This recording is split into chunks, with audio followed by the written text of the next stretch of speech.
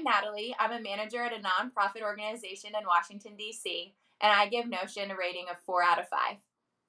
Before we started using Notion, my team was using SharePoint, which is a Microsoft product that was kind of already embedded with the other Microsoft products we were currently using as an organization as a whole. And we were finding that we were really struggling with keeping track of all of our various documents, our various audio files, and what stages they were in, since we do a lot of editing back and forth. And so I started looking into Notion because it seemed like a good place where there would be a hub where everyone on my team could work together in their various skill sets, whether it be editing or audio. And we were able to look at the different products as they were in different stages, and we could all work on them together, and I could see as people were adding in their assigned work, rather than in SharePoint where things seem to get lost very often, and or people were forgetting to put things into SharePoint that should have been shared amongst the group. Whereas in Notion it became much easier to just pull up Notion, the app, or the desktop app, or even in your phone, and just drag and drop documents in.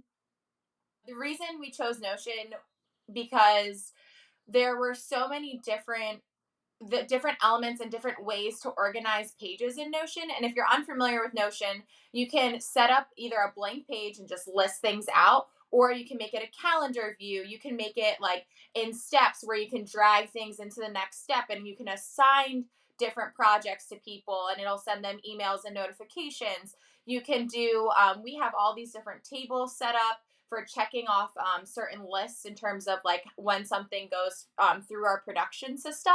You can also configure pages in such a way that you can do like a schedule. You can configure it as a schedule, but then you can also configure the same page to reorganize as a list. You can configure the same page to reorganize as a grid.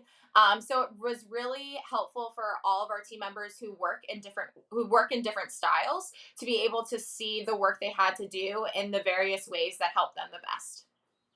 Onboarding into Notion wasn't too difficult at all. We have two people on our team that are admins of of our group on Notion, and being able to add other users was very easy. Essentially, we just had to send them like a link to where our Notion board was, and they were able to create their own account through that link. And that also gave us the ability to set different settings for each person on our team. So the onboarding process was rather simple. The integration with anything that you add new to a team, you have to really challenge your team to fully use the benefits of any software. But now that we're over 2 years in, our team is using Notion more regularly than we're using email.